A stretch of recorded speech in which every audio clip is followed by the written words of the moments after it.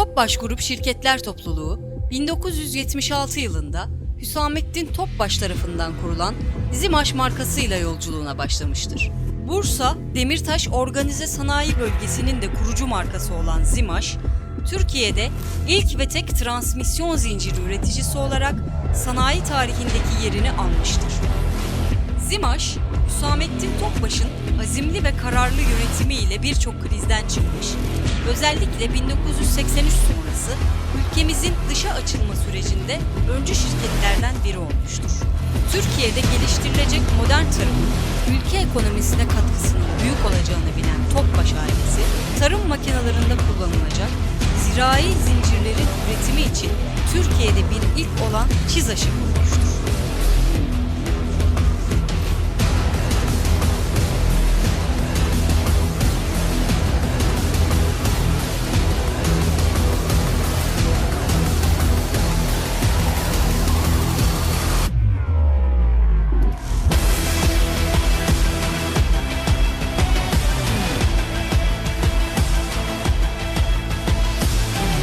Zimaş ve ÇİZAŞ bisiklet zinciriyle başladığı serüvenine, bugün gıda sektöründen savunma sanayine kadar standart ve özel olarak ürettiği 3500 farklı zincir çeşidiyle devam etmektedir.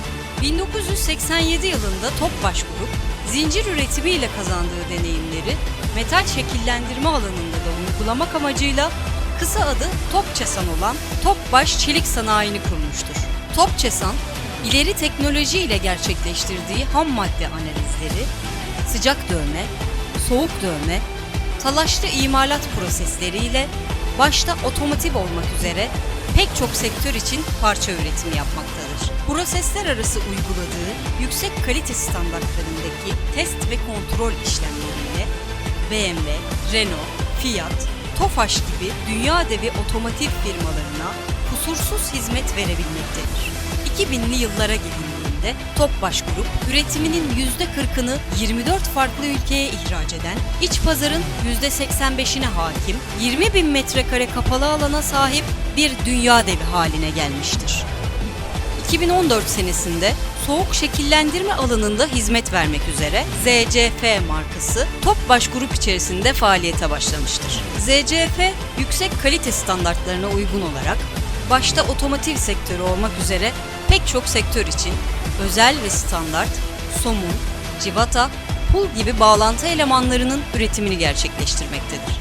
Topbaş Grup şirketleri içerisinde ham madde analizinden montaj ve paketlemeye tüm prosesler her türlü fiziksel, kimyasal ve mekanik testler gerçekleştirilerek yapılıyor. Topbaş'ta kalite ham maddeden başlıyor. Üretilen tüm ürünler yapısına ve müşteri talebine bağlı olarak spektro analiz, mikro yapı analizi, tane boyutu, yapı fazlaları kontrolü, balans kontrolü, dekarbürizasyon loku ve Brinell sertlik ölçme, 3 boyutlu analiz ve ölçüm, çatlak kontrolü, kumlama, granül püskürtme ve vibrasyonlu çapa kalma işlemlerinin tamamına tabi tutulur. Topbaş Grup şirketleri TSE, TSN ISO 9001-2000, ISO 9001-2008, ISO 9001-2009, ISO TS 16949, TSN 14000-2004 çevre yönetim kalite belgeleriyle bugün tüm sektörlerde doğudan batıya, kuzeyden güneye, Türkiye'nin ve dünyanın dört bir yanında Topbaş Grup şirketleri tarafından üretilen ürünleri görmekteyiz.